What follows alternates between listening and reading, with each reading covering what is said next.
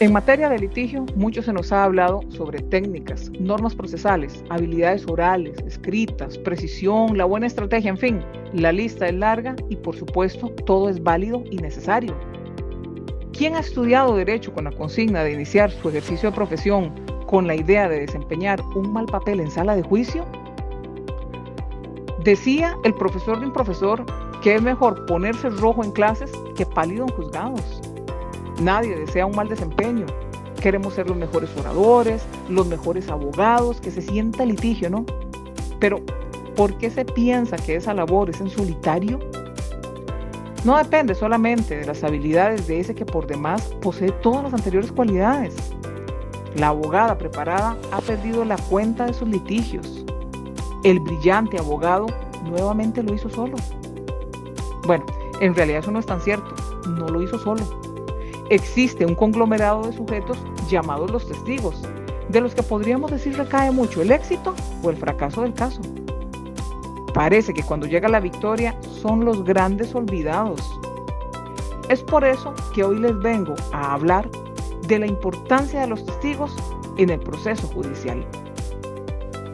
Para comprenderlo mejor, formulemos 5 preguntas. 1.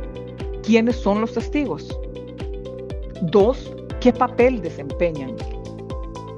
3. ¿En qué momento aparecen en escena?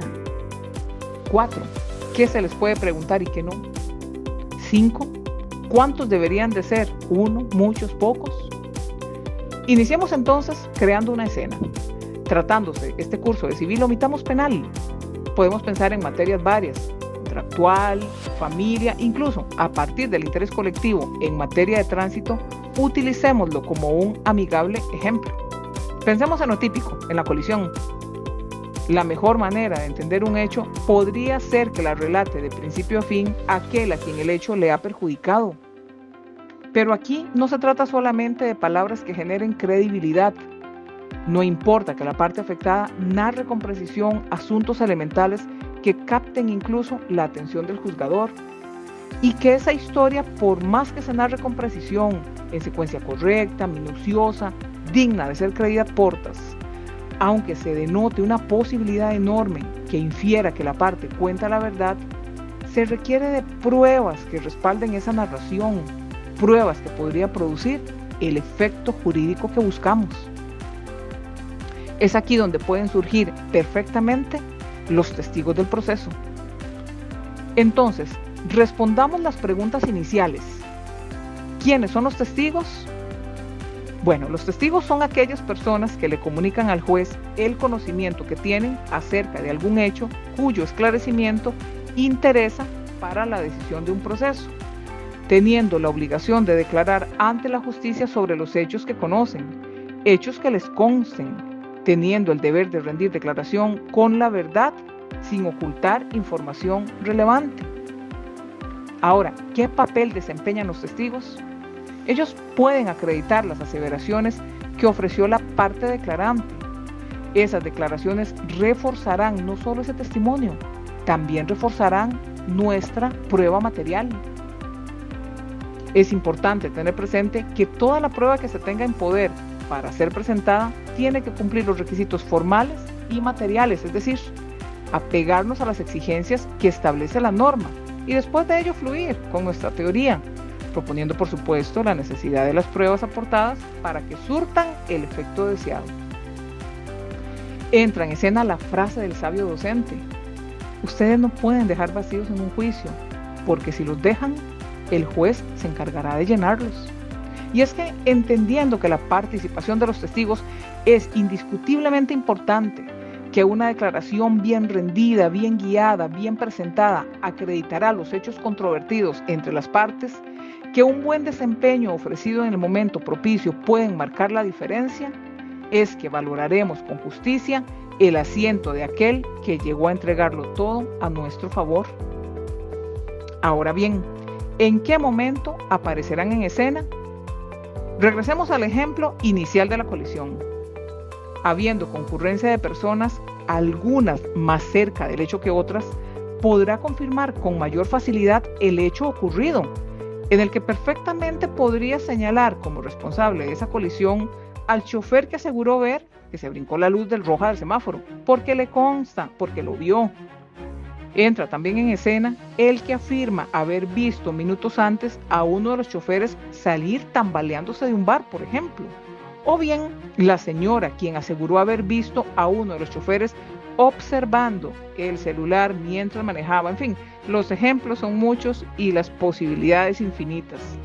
Por ello dependerá de la astucia del litigante acomodar las piezas a su favor. Y para ello puede realizar preguntas que podrían ir en diferente forma. Una podría ser en orden cronológico, iniciando desde el principio sin saltar hacia adelante ni hacia atrás, presentando al testigo que participó en el primer hecho hasta el que estuvo en el último hecho, teniendo claro además que si hay declaración de parte se evacuará primero, seguida cronológicamente de los testigos. O bien, si lo desea, lo puede hacer mediante descripción general de cada hecho y detalles de ellos, uno a uno, evitando preguntas no permitidas, enfocándose solo en aquellas que le sumen al caso, que acrediten las proposiciones fácticas, que sean precisas, que favorezcan su interrogatorio. En cuanto a qué se les puede preguntar a los testigos y qué no, recordemos que hay dos partes con versiones en contrario. Nuestro papel no se trata de convencer a la persona juzgadora que la contraparte falta a la verdad y ya no, el litigio es más que eso. Es dejar plantada la seguridad, la total certeza que mi teoría del caso es la cierta. Llegué con los suficientes elementos probatorios y no solamente con el verbo litigante al hombro. Siendo así, tendremos que delegar una fuerte responsabilidad en los testigos. Para ello es importante que el litigante realice preguntas que sean útiles y por supuesto lícitas. Entre ellas podemos mencionar las preguntas abiertas, que le permiten al testigo narrar los hechos que le constan, con una libertad que por supuesto estuvo de previo, ensayada con el abogado las veces necesarias, precisamente porque este tipo de preguntas, al permitir respuestas tan amplias, podrían hacer que el testigo, por más buenas intenciones que tenga, se desvíe del enfoque elemental de la pregunta. Tenemos también las preguntas cerradas. Ellas van más a lo específico del caso, en la cual el testigo responde de forma breve, pero potente, centrando su respuesta en el aspecto que el litigante desea que resalte. Tenemos además preguntas de seguimiento. Ellas se utilizan para extender y darle más significado a las preguntas que se realizaron de previo, de tal forma que se logre obtener información más específica y detallada. Incluso este tipo de preguntas se pueden realizar con el fin de cuestionar la credibilidad de un testimonio emitido por un testigo de la contraparte, ello por dar un ejemplo. Tenemos también las preguntas a perito o testigo experto. Recordemos acreditarle, ello es una herramienta muy útil porque se les puede de previo exponer de forma positiva preguntándole sobre la experiencia que cuenta en la rama, los años en el ejercicio del peritaje, las técnicas con que cuenta y luego de ello realizarle la pregunta que dejará claro que su respuesta proviene de su experiencia. Y en este caso las preguntas de opinión son válidas. En cuanto a preguntas no permitidas, mencionaremos algunas. Lo primero es que a los testigos no se les puede realizar preguntas de opinión. Existen las preguntas ilegales, son las que podrían causar afectación penal al declarante. Tenemos las preguntas compuestas, estas son las que contienen más de una pregunta en la interrogante. Las preguntas complejas son similares a las anteriores, pero estas tienden a confundir a los testigos, porque mayormente son varias preguntas en una sola, pudiendo el testigo responder con una afirmación que muchas veces se comprende, ha afirmado o negado, según el caso, la generalidad de la pregunta, aunque posiblemente el testigo respondía solamente una de todas las que escuchó. Las preguntas impertinentes son preguntas absurdas que ni relación tienen con el caso. Están las preguntas repetitivas, que estas se formulan muchas veces con la finalidad de retomar, pero es sabido que su interés mayor reposa en hacer que el testigo se desdiga. Las preguntas especulativas manifiestan hipótesis con el fin de que el testigo afirme o niegue a partir de una suposición. Las preguntas capciosas buscan de alguna forma engañar al testigo y llevarlo a emitir una respuesta contraria a su verdad. Es decir, le confunde, pues presenta varios hechos juntos que solamente le aturden. Están las preguntas de hechos para los que no fue ofrecido el testigo. Esta es de un fallo muy común. Las preguntas argumentativas son en las que podemos ver una inferencia que tampoco es permitida. Las preguntas ofensivas poseen una carga de hostigamiento. Y también están las preguntas sugestivas. Ella se refiere a aquellas que sugieren o insinúan la respuesta, teniendo algunas excepciones. Siendo entonces estas algunas de las tantas existentes. Ahora, en cuanto al punto último de cuántos testigos son los que se deberían de llevar, en realidad no hay un número exacto que se tenga por regla, pero si tenemos varios testigos presenciales en un mismo hecho, incluiremos preguntas relativas a los demás testigos.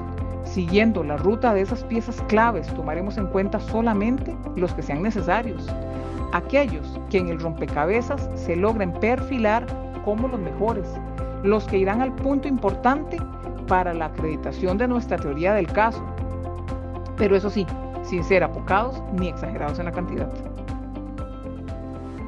He abarcado el tema en la generalidad, destacando algunos de los puntos que he considerado son los más importantes, dejando claro que el cumplimiento del buen papel de los testigos es totalmente relevante como medio probatorio, ya que ello permitirá a la persona juzgadora tener un panorama mayor que propicie una sentencia conforme a paz social, siendo entonces los testigos las estrellas olvidadas del proceso, aquellos a los que mayormente se les convoca y se les dice que concluida la declaración se pueden retirar sin novedad. Muchos de ellos lo han hecho, han declarado y se han marchado sin saber que su participación fue fundamental, que su declaración fue la corona del proceso, la sentencia esperada, el resultado favorable.